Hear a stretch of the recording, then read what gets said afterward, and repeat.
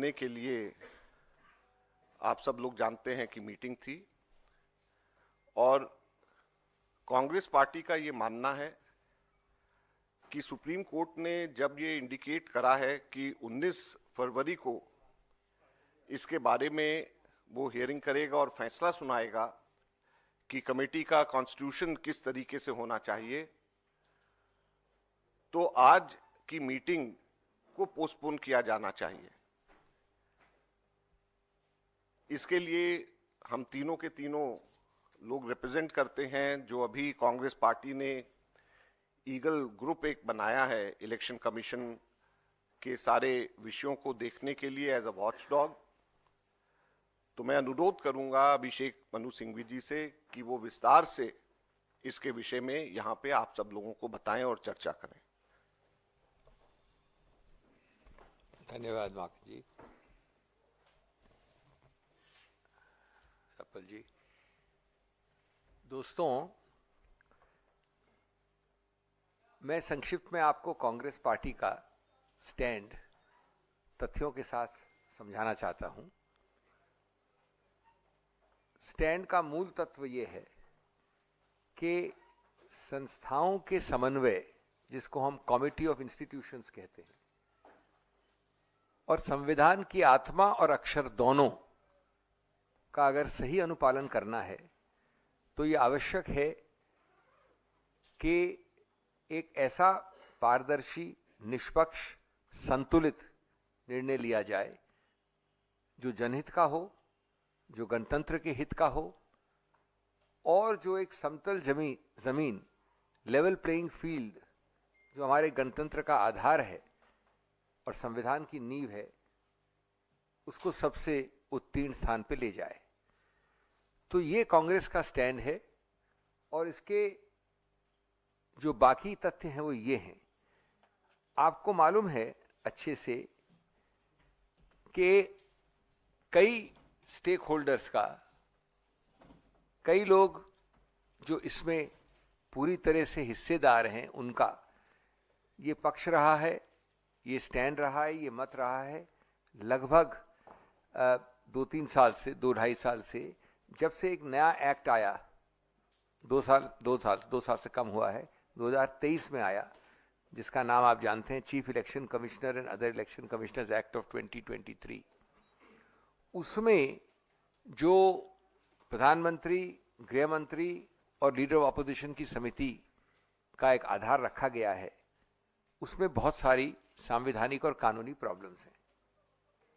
ऐसी कई प्रॉब्लम्स रखी गई उच्चतम न्यायालय के समक्ष और उच्चतम न्यायालय ने 2 मार्च 2023 को, यानी आज से लगभग 2 वर्ष पहले, एक जजमेंट है अनूप बरनवाल करके, उसमें पूरे संविधान की जांच की, विश्लेषण किया और कहा कि ये आवश्यक है हमारे गणतंत्र और हमारे गणतंत्र की निष्पक्षता और समतल जमीन के लिए कि जो सीईसी और ईसी चुने जाएं, उनकी समिति में माननीय प्रधानमंत्री हों, माननीय मुख्य न्यायाधीश भारत के हों सीजेआई, और माननीय एलओपी हों।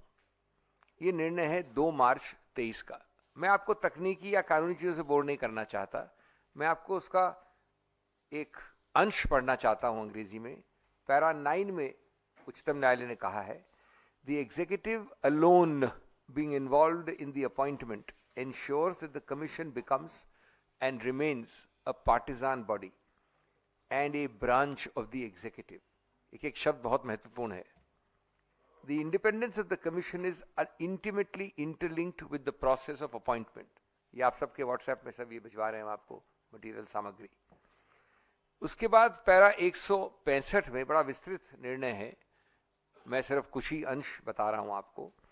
कहते हैं, election commissioners including the chief election commissioner blessed with nearly infinite powers and who are to abide by the fundamental rights must be chosen not by the executive exclusively. कार्यपालिका द्वारा, सिर्फ कार्यपालिका द्वारा नहीं, बड़ा स्पष्ट है, and particularly without any objective yardstick. फिर 119 में कहा है, in order to allow independence in the functioning of the election commission as a constitutional body, the office of the CEC as well as the election commissioners have to be insulated. शब्द है insulated from the executive. और कई para से एक para और है 8, जहां कहा है कि like the judiciary, election commission को, चुनाव आयोग को न्यायपालिका का स्तर दिया गया है, क्योंकि संवैधानिक संस्था है, वो कानूनी नहीं है सिर्फ. Like the judiciary, the election commission must display fearless independence. In the absence of norms regarding the appointment, a central norm, namely institutional integrity, is adversely affected. An independent appointment mechanism would guarantee eschewing of even the prospect of bias. अब ये निर्णय आया था, जैसे मैंने बोला आपको, 2 मार्च को 2023 को. इसकी आत्मा क्या है, इसका उद्देश्य क्या है, इसका मंतव्य क्या है, इसकी सोच क्या है कि अभी आपके पास कोई कानून नहीं है, इसलिए हम ये न्यायाधीशों द्वारा बनाया गया कानून लागू कर रहे हैं. इन उद्देश्यों से, जो मैंने उद्देश्य पढ़े आपको, ये 4 उद्देश्य, स्वतंत्रता, निष्पक्षता, कार्यपालिका से दूर, इत्यादि इत्यादि. और इसलिए हम सोचते हैं कि माननीय मुख्य न्यायाधीश को होना चाहिए. ये जरूर है कि कार्यपालिका कोई अधिकार क्षेत्र है कि वो इसमें कानून बनाए, लेकिन इस निर्णय के आत्मा को बिना समझे, अक्षर को बिना समझे, इसके व्यापक उद्देश्य को बिना समझे, तुरंत भगदड़ में, जल्दबाजी में, कुछ ही महीनों उसके बाद मोदी सरकार ने ये कानून लाए, जिसका नाम मैंने पहले लिया. इस कानून में ठीक विपरीत किया जो उस निर्णय में लिखा था. पूर्णतः कार्यपालिका द्वारा चयन का इसमें प्रावधान है. खैर, कानून बनने का अधिकार क्षेत्र निश्चित रूप से उच्चतम न्यायालय ने दिया था. इसका मतलब ये नहीं कि सुशासन का ये आह्वान है कि क्योंकि आपको अधिकार क्षेत्र दिया है इसलिए आप वही कदम उठाएंगे जो कार्यपालिका के पक्ष में होगा, क्योंकि आप सत्तारूढ़ हैं. खैर, उसके बाद इसको चुनौती दी गई. वापस चुनौती के कई कारण हैं. एक तरफा गैर समतल चुनाव का एक जमीन बनाना, गणतंत्र का मूल तत्व, बेसिक स्ट्रक्चर, एक स्वतंत्र चुनाव आयोग होना चाहिए. विशेष रूप से पिछले 2 सालों में और उससे पहले भी जो हमने आरोप प्रत्यारोप देखे हैं चुनाव आयोग के विषय में, जिस प्रकार से हमने कई बार आपके सामने समक्ष रखा है, सभी स्टेक होल्डर्स ने, सिवाय सत्तारूढ़ पार्टी ने, आपके समक्ष रखा है. कितने 40 लाख लोग बढ़ गए किसी चुनाव में, 3 महीने में, 4 महीने में, क्या क्या हुआ. इस सब को ध्यान रखते हुए इस संदर्भ में यह आवश्यक था कि हमको उच्चतम न्यायालय की स्पिरिट को समझना चाहिए था. इसको जब चुनौती दिया गया है तो लगभग 3 या 4 ऑर्डर्स पास हुए हैं उच्चतम न्यायालय के द्वारा अभी हाल में. उसके मैं आपको डिटेल नहीं देना चाहता. 7 जनवरी को हुआ, 3 फरवरी को हुआ, 12 फरवरी को हुआ. इतनी जल्दी उच्चतम न्यायालय, जिसका मुझे कुछ अनुभव है, ऑर्डर नहीं देती है. 3 ऑर्डर 1-1.5 महीने में. और लास्ट ऑर्डर है 12 फरवरी का, direction that the matter not be deleted from the list on 19/2/25. 19/2 कितने दिनों बाद है भाइयों और बहनों?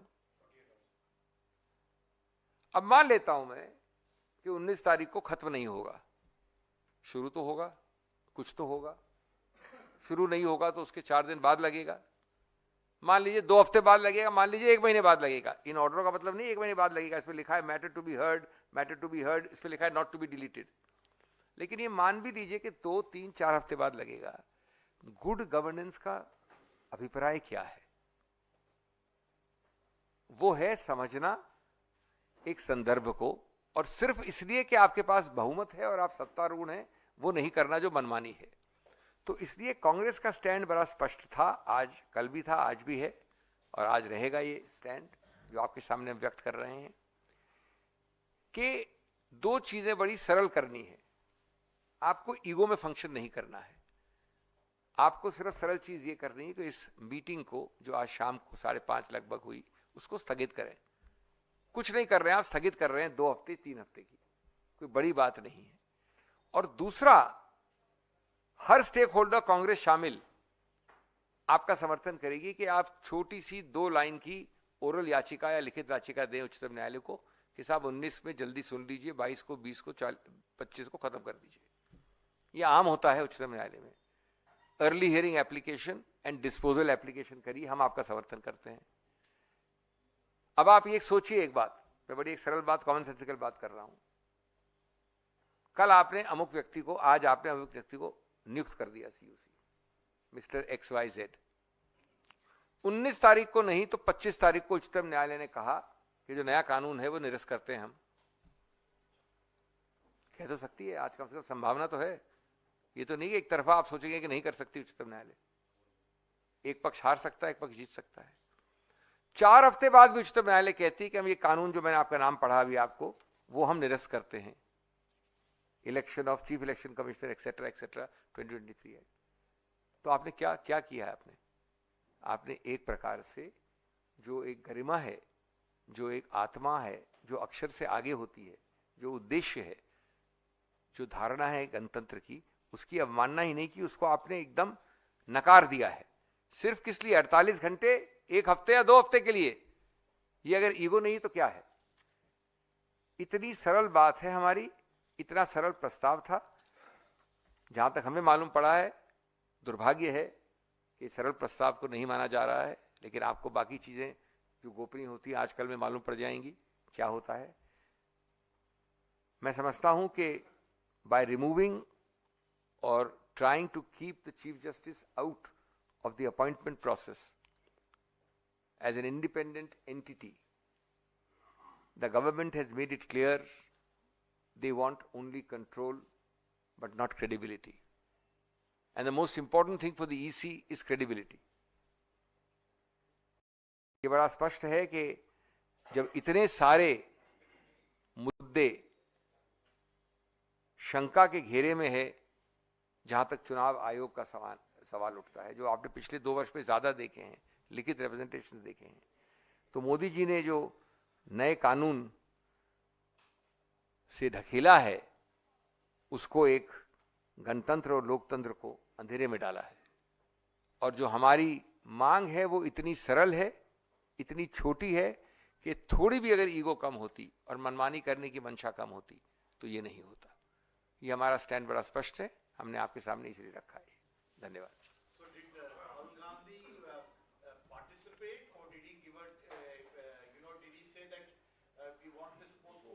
The leader of the opposition, Shri Rahul Gandhi, certainly participated at 5:30 p.m. What he said, what happened, what was discussed, etc., is not for me or you to speculate upon. He participated 100%, and what happened, etc., no, we don't know. We can't say anything. What happened, etc., you'll know within 24 or 48 hours. There's no point speculating about it. But did you support the idea of Mr. Gyanendra becoming the CEC? देखिए, इसके बारे में हम लोग इससे ज्यादा नहीं बोल सकते। कांग्रेस पार्टी का जो औपचारिक आधिकारिक जो व्यू है वो हमने आपको बताया, और इससे ज्यादा मीटिंग में क्या हुआ, क्योंकि गोपनीयता की हम सब लोग आदर करते हैं, और इसलिए अब इससे ज्यादा हम इसके बारे में नहीं बता सकते। देखिए सर, जब राहुल गांधी बैठक में गए होंगे और आप लोगों ने ये तय किया कि इसमें प्रेस कॉन्फ्रेंस करनी की, पार्टी का मत तो आपने सार्वजनिक कर दिया, तो वो पार्टी के नेता हैं, नेता विपक्ष भले हैं, यही मत क्या उन्होंने भी कमोवेश रखा होगा उनके सामने? जो हमने कहा पार्टी का मत है वो हमारे पार्टी के नेता हैं। Mr. Ajay Makan, the fact, and Mr. Singhvi, you can point this out.